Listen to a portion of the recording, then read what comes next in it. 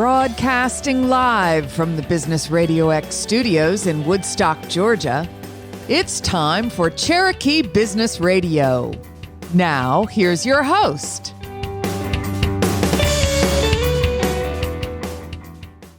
And welcome another Friday Fearless Formula on Cherokee Radio X. I'm your host, Sharon Klein. And today in the studio, I have a really interesting person. He's a jiu-jitsu teacher. I don't know if that's actually the official way that you would describe yourself as a teacher, but he started in jiu-jitsu like over 20 years ago and is used to live in New Jersey and came down here like 2 years ago or so, and now has a really successful jiu-jitsu studio, and it is called Sakura Jiu-Jitsu Academy in Woodstock. Please welcome Chris Civello. How are you? I'm good. Thank you for coming to the studio. Yeah, thank you for having me. You're welcome. I read an article about you, and I thought this is exactly what Fearless Formula is all about. So you initially had a successful studio in New Jersey. Will you tell me a little bit about that? Yeah, I started bare bones. I mentioned that it was like a down an alley in the basement. I took over a wrestling academy, and I remember begging the owner at the time to give me some space, and it was like $500 a month for like a quarter of the room in an office. And it was awful. You're like, okay, I'll take it. I was like, I'll take it. And then I begged him to give me 1 month for free. And knowing him now, I'm shocked that he said yes, but he said yes. And I was like, give me 1 month. I promise you I'll have your rent on the next month. And I got it done. And that's how it started. I had no students. You just have faith. Yeah. Faith to get started. I really thought that it was going to be my excuse to train all the time. And I was going to have like 200 students in 2 weeks. I was convinced. And 2 weeks came and gone. No. No. Yeah. I was training less than ever. And I had like 4 students.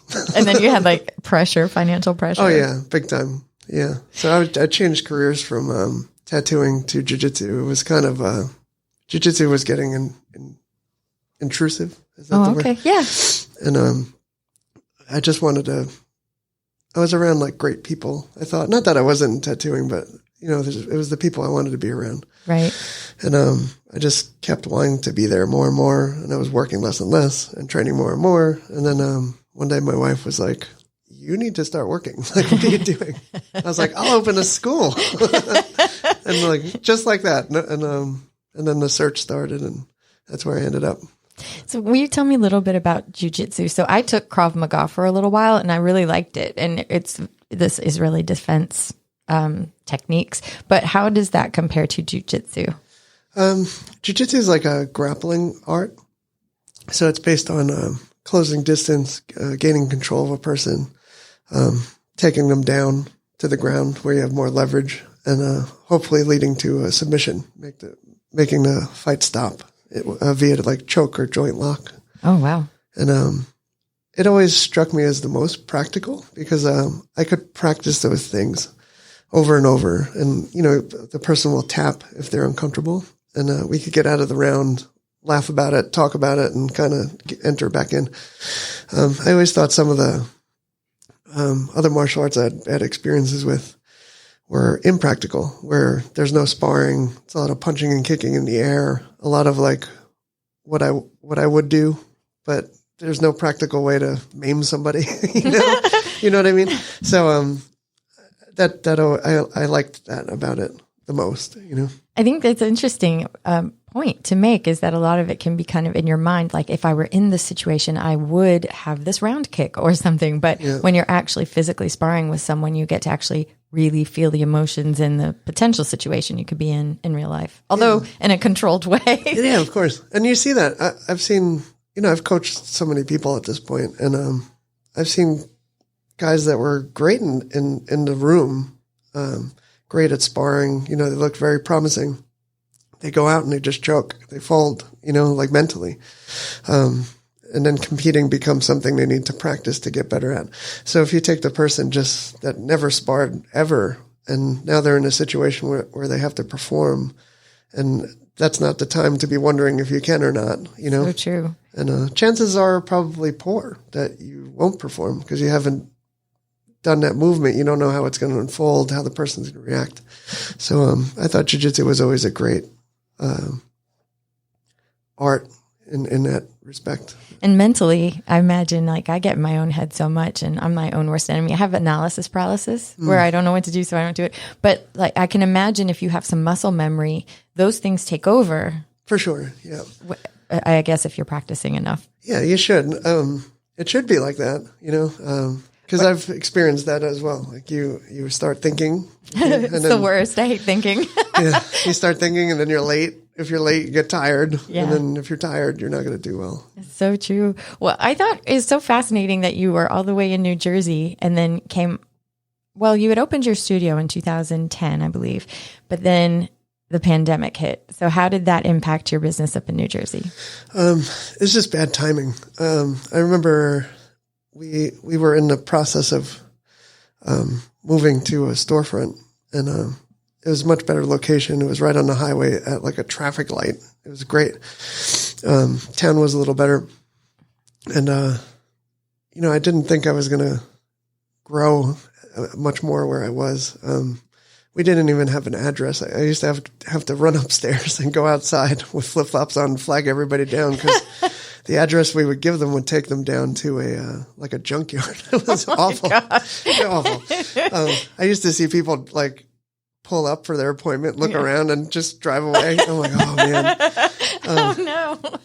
So it was time. I took a chance, and everything was going great. We were building out, and I had the best landlord you could probably have asked for, and everything looked good. And then we opened up in February, pretty early in February. I forget the exact date. And that month, I didn't put $1 into advertising. We signed up 21 students. And I remember that number specifically because I never had done that before. And I was thinking like, I remember coming home and being like, it's finally going to pay off. Like it's going to happen, I could feel it. And then, classes were huge. And then, every now and then you get a question like, hey, what do you think about all this COVID stuff? And me, like everybody else, was like, it's the flu, whatever. Like, it's no big deal. And then like, boom. Bad stuff started happening, I don't know. People said it was a little, I don't want to say better or worse, but different in the South. In the North, I could attest that people were dying and getting really sick. Some people very close to me and my family. So, sorry to hear that. Yeah. So, and I remember, I started getting death threats. You started getting death threats having your studio for staying open. Yeah. Nothing got mandated yet. We were still like going towards it. There was talks about it, telling me I was killing people and, oh my God. And what, never leaving a name, of course, or anything like that, Holy cow. Yeah. Through my portal where you would put your information for a free class. Okay. Well, that's terrifying though. Yeah. It was odd. Odd. That's a good word. But no, I can't imagine. And then I remember it was like March 13th. I didn't get to go to class yet. And my wife was like, hey, you might want to check this out. And the governor, it was the statewide mandate that you were closed, and that was it. And it was $1,000 fine per offense every time you were caught open. And so now my business, my asset has become a huge liability because some schools were training, like backdoor training, is like I would have got caught in 2 seconds. It was like the broadest view of it was so open, and someone would have saw. And I remember the police weren't the only ones that could give you a summons. Fire department could, health department could. They had it was just impossible. They're impossible for me. So we tried to do like online courses, I guess, and it turned into me breaking down like video of matches, and that was cool for about 2 weeks. Not the same as the hand-to-hand combat kind of feel, I guess, as well. And then that was it, just like that. We were done. Every day somebody called me up and canceled their program, and I let them. Of course, everybody was having a hard time. So, yeah, it was just, wound up closing. Yeah, I described it as like trying to hold like fistfuls of sand, How terrifying. Yeah, it was hard, and then, it was supposed to be 2 weeks. 2 weeks to flatten the curve, remember? Yeah, the curve is still going, I'm sure. Well, I think what's interesting is to note that a third of businesses closed during the pandemic so far, that I've heard a statistic about. So I'm thinking that you were amongst good company, I suppose, in that there are just so many people who couldn't survive. Yeah. It was tough because you would see it happening. I think that was tougher. Like, it's the anticipation of what's going to happen, not what's happening. And you would see it one by one, like from different states. But you'd see like a post with an empty room and a guy thanking everybody for their time with him and stuff. And heartbreaking. Yeah, you're like, oh man, this is coming. So how did you get from New Jersey to Woodstock, Georgia? It seems so random. It is random. We would visit family in Florida, and we had this awful dog. No dogs are awful. No dogs are awful. Blanket statement. This dog was awful. Oh. His name was Gerbert S. Yum Yums, and he was a rescue turned like nobody else is going to take this dog. And he was like in love with my wife, but no one else. Oh, she thinks it's the greatest dog. Oh, you think it's the worst. And he was a little Japanese chin, and he was so mean. Oh no! But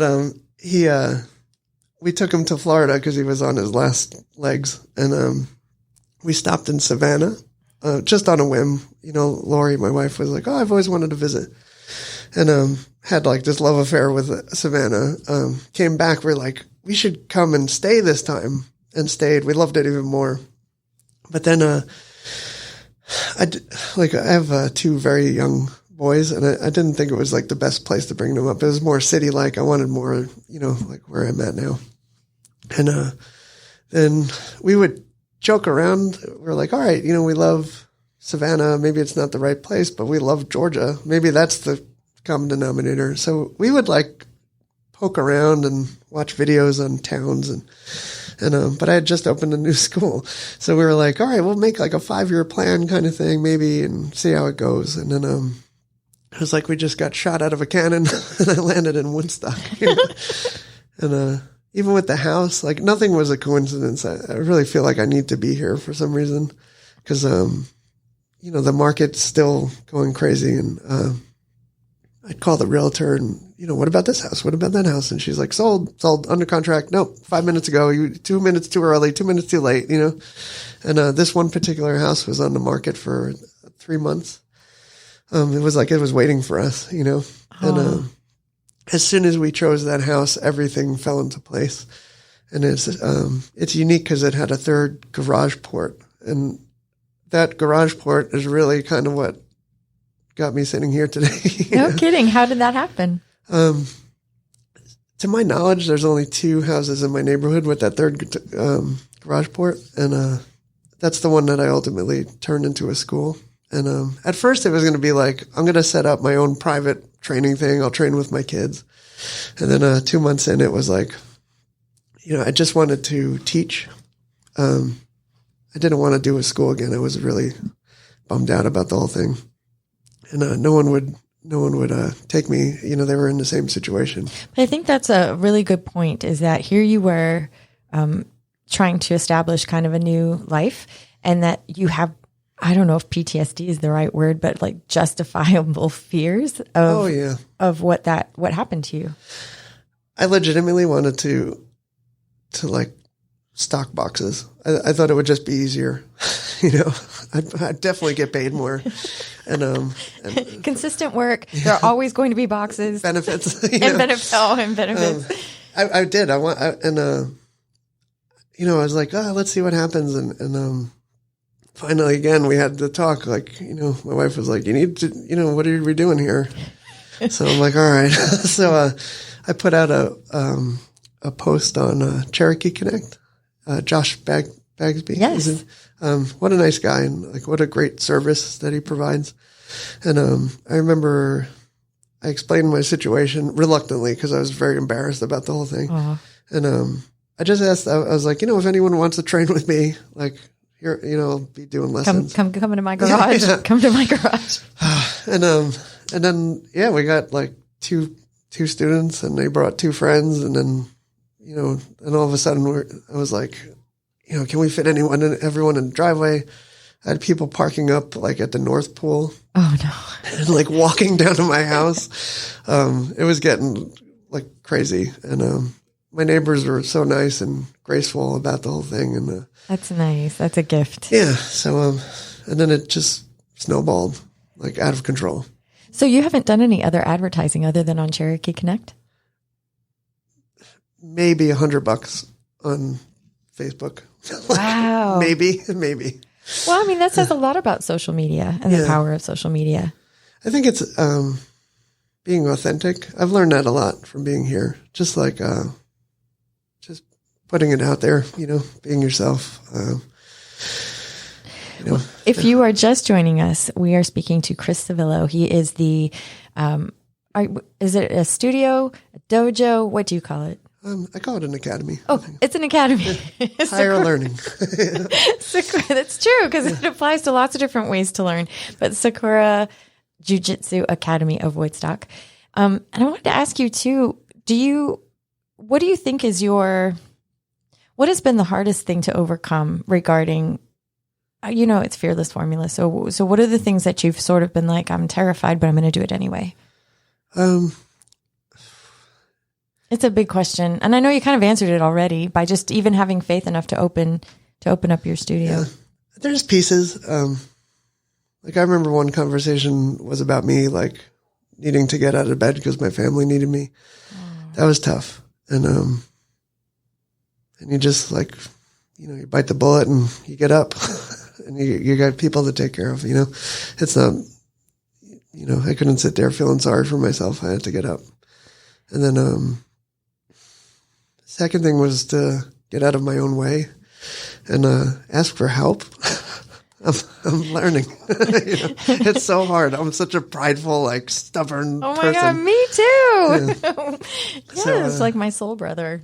I feel the same way. It's very hard for me to ask for help. Very. I understand that notion. So that was tough. That's still tough. And I'm getting better at it because, again, ultimately it's for my kids, at this point. But you know what I love is that you're talking about love. That's what really supported your decisions to get up and go and keep trying, is because for the love of your family. Oh, yeah. And to be a provider, I guess. Oh, that's the biggest thing. Well, how did you get from your garage to your studio now? Just, a lot of talk, a lot of sitting down and scoping everything out. And then, you knew you needed it because you had so many people on the street. Yeah, it was getting unsustainable in the house. And, it was only a matter of time until someone did get annoyed that someone was parked in the wrong place and rightfully so, and, just kind of, it's just all these odd coincidences. I literally sit in a school sometimes and by myself, and I'm just like, man, how is this happening? Like, and then I'll drive home and all the license plates are different. It's still like, it can be tough some days, I came here, I didn't know anybody, and we didn't even see our house. Like, yeah. Wow. That's ultimate faith, isn't it? Buying the house. Yeah. Lori's parents were looking for us and they were like, you're going to like this one. You're going to like it here. And you're just like, okay, here we come. Do you miss home? Or do you consider it still home, New Jersey? No, I feel like I found home here. Oh. I didn't think I fit up there, no matter how hard I tried. It just wasn't a good fit. So, but you feel like you fit here? I do, yeah. Some woman I never met, she commented on one of the posts I made, and she said, "Welcome home," and I thought it was so nice. That's so kind. Yeah, I was like, yeah, I'm home. But don't you think there's just there feels like there is a, I don't know, someone looking out for you when things just seem to fall into place, and you don't have to fight so hard. I don't know. I try to make things fit sometimes that just won't. And it's very hard to give up because I really want something to happen and it just won't. Yeah. But when you have an experience where something just just gets put into your lap and is so like, wait a minute, what? I feel like that way about this show where I'm like, they haven't pulled me out of here. Like I'm allowed to be in the studio right now. How did that happen? I have no idea how that happened. It's just crazy, but there's like a feeling of peace about it. Don't you think? Yeah. There's a comedian turned like a life coach. His name's Kyle Cease. I haven't heard of him. I'll look him up.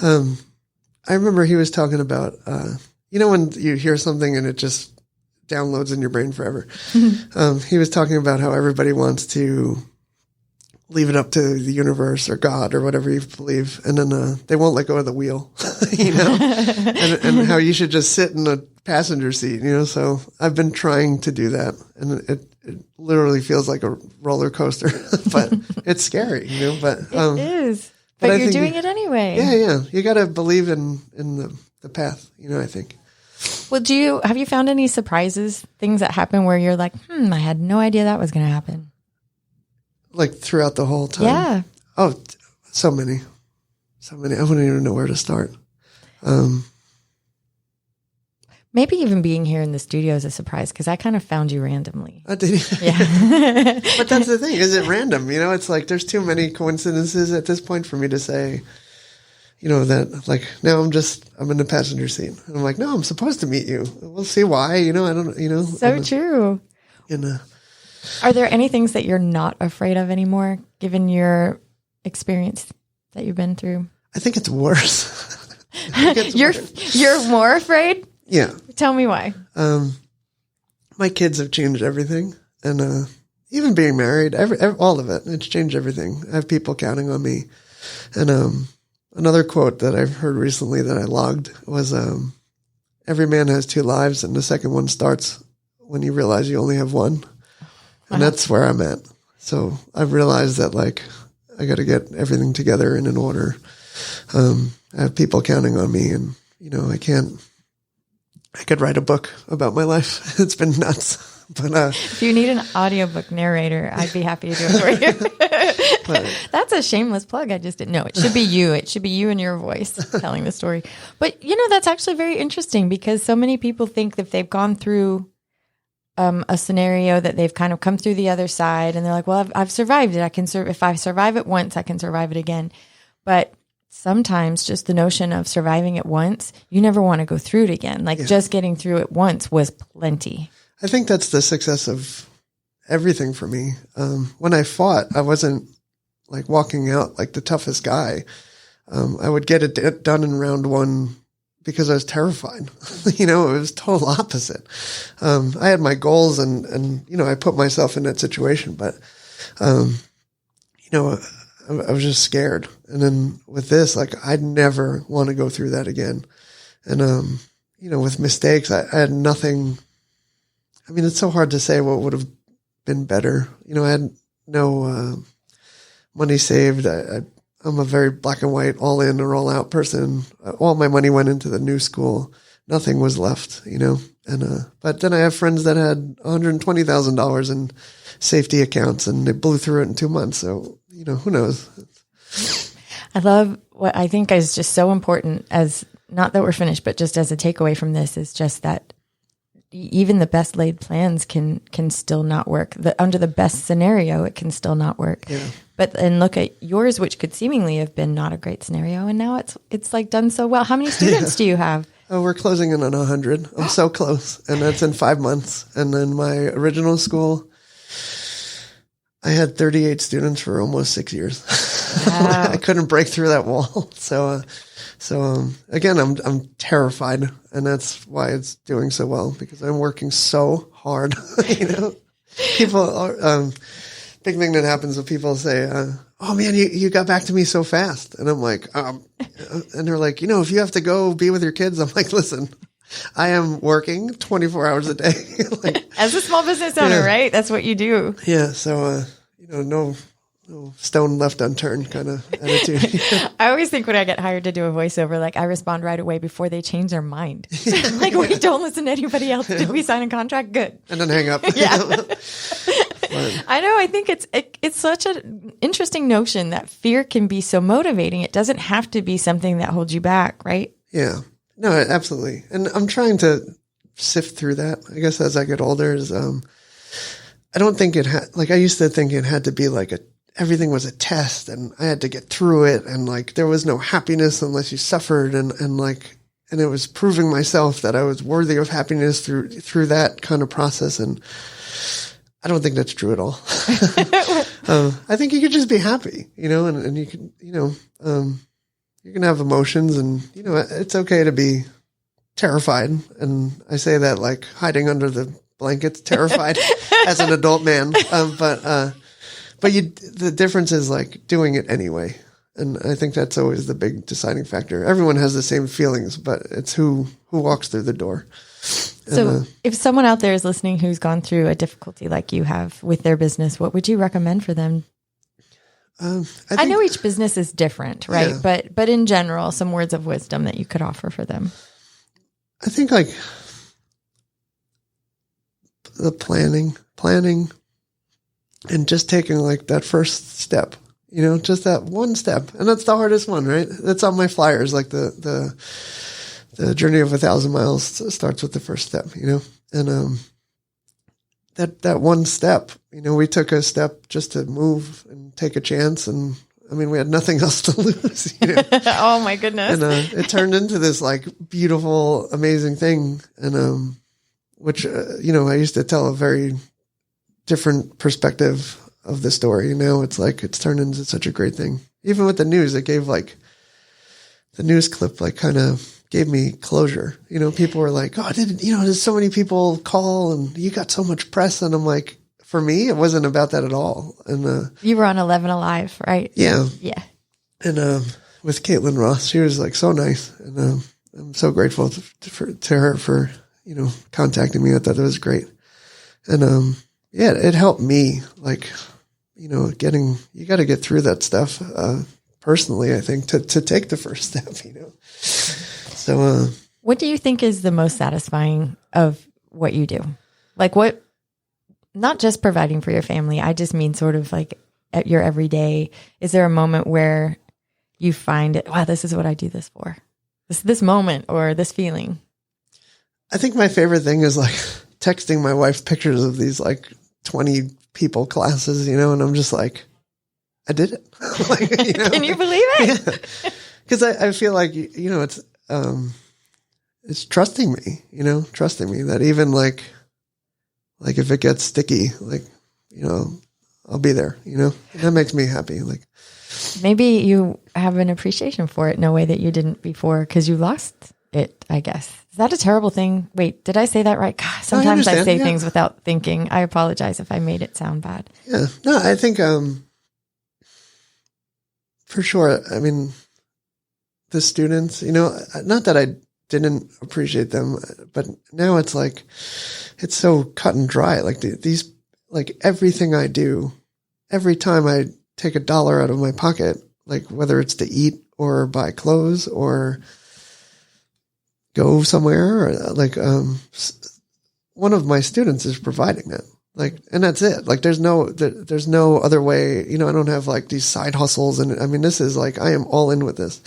So, I mean, if to not meet that person with like the deepest respect and grace, and, I think I just like understand it a little deeper now, and I try to, make sure that they know that how much it's appreciated. Cause, that notebook or that cupcake or that Snapple, like, I mean, however you want to look at it. I mean, that electric bill, like that, a student paid for that, like in some way, so, I try to treat them like, like my family, like the most important people in my life. Cause I mean, they're my life, they're my pulse, that's what makes everything else possible, If you could go back to before you went through this in New Jersey and lost your studio, what would you want to tell yourself? Could you tell yourself something that would give you some encouragement? What would you want to know back then that you know now? I think there was definitely I've been thinking about this a lot lately. I think there was definitely a selfishness in ways because I was still competing like actively and I could see the difference. Like the attention that I'm spending on the school now is not vastly different, but different than it was when I was training and competing and fighting and whatnot, full time, and trying to do the school full time. And there was definitely clashing that I remember now that I look back. Mm-hmm. So now it's like the school has like 100% attention, and I mean the results speak for themselves. You know, You feel like you're all in a different way than you were then? That's a good way to put it. Yeah, definitely. And just a different respect for it. You know, I had to work so hard to do it. You know, it's just a all-encompassing kind of thing. Yeah, but I think that I appreciate that as well, because I think anything handed to me without having sort of really worked for it or sacrificed in some way for it, I don't know that it's as sweet as when you really have like wanted something so badly, and if it didn't work and you change things around, and there's just something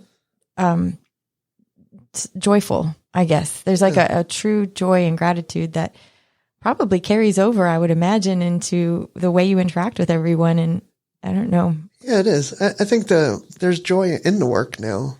And again, not that there wasn't, it's just different. You know, like I try not to look at it as like, you know, I'm going to suffer for these next 2 years. And then, you know, like it's happening, and it's happening fast because I'm working hard, and I'm working hard because I enjoy doing it. And it's different. I don't feel like I need to like, you know, grind it out and be so sad about everything and, you know, talk about the hustle. And, you know, I'm just not interested anymore.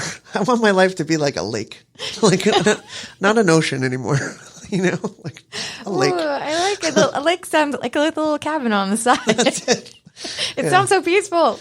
It is. I'm done. You know, I'm done. I just want to be happy now.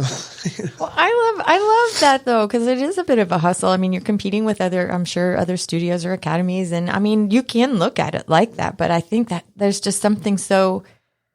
I love what you said about being peaceful, and no matter what, because that's what I think I'm looking for as well in my life, and so I think this radio show is a little self-serving for myself. That's okay. Self-serving for myself. Yep. That's so articulate. But I mean, I'm trying to find those similar things, and I'm trying to not be so afraid of things. And so when I'm interviewing other people like you, and I'm trying to absorb and use the words of wisdom that you have for my own life. And so, but hopefully other people are too. It's not just for me. But yeah, I like that idea of I just want to be happy and not, because really, what can you control? You can control yourself, right? Yeah, and I think it's. I just had a conversation with a student a couple of nights ago. He just hit like a personal best with his weightlifting, you know, and I was so happy for him because like he worked so hard, you know, and he was like, yeah, my dad was there, and he was just like, come on, you could do it. And he's like, and then it just went up like it was nothing.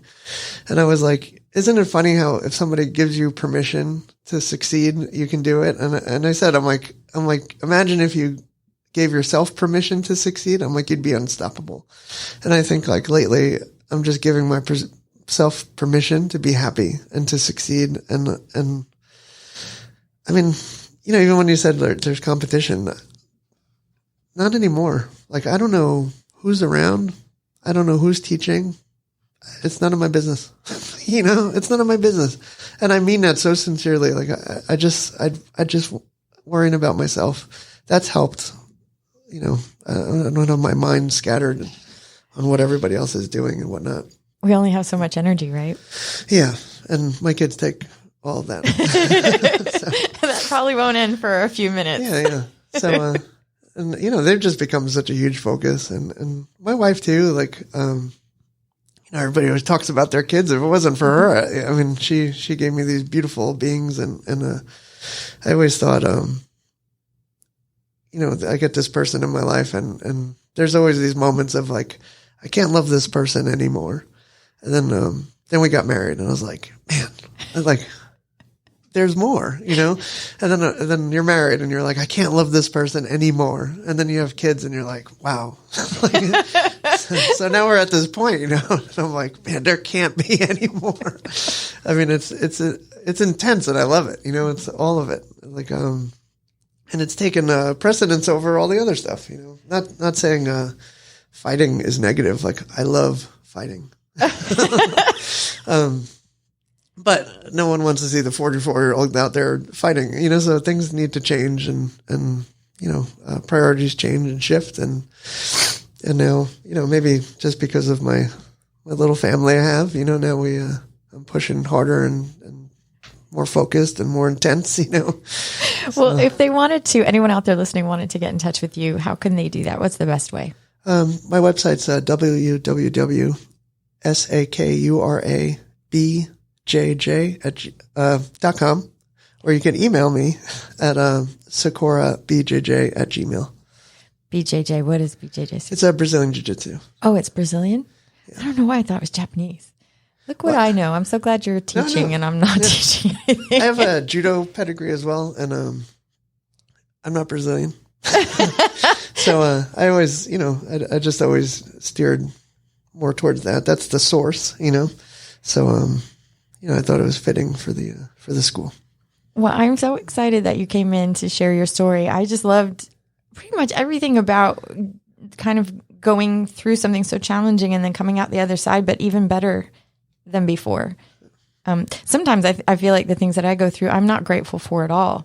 But in this case, I would be like, wow, maybe it was something that really actually brought you to this moment in such a shining way, if that makes sense. No, it does. I think as well. I've been thinking about a lot of things lately. I feel like being grateful slows things down. And, I feel like if you don't take the moments to think about those things, like it's going to fly by and you can't even remember, so every day I try to sit, with my little ones and I'm like, all right, what are we grateful for today? And then it seems like I can stay in the moment longer, You appreciate the moments. Yeah, for sure. Way. You don't get upset when time goes by and you're like, what happened? Yeah. It's like being mindful of where you are. And I think anybody having an attitude of gratitude has a source of, or has access to a happiness that it's easy to I guess, look beyond or think about other things. But when you have that gratitude, there, it just feels like you're on a different little level of my life, I'm trying to do the same thing every day. Like I just looked through my calendar and thought the same thing. Oh my gosh, it's already August, almost September. And like, what did I do this year? Yeah. And I was looking back at my calendar and I was like, oh yeah. So there is something kind of nice about not looking through life with regret because you didn't appreciate the moments you were given. Yeah. It slows it down. It makes it like more manageable. Well, Chris, I just thank you so much for coming and spending time and giving me some good words of wisdom and things to think about as I leave. And all of you out there, thank you so much for joining us on Fearless Formula. And again, this is Sharon Klein, and I'm reminding you with words of wisdom and with understanding, we can all have a fearless formula. Have a great day.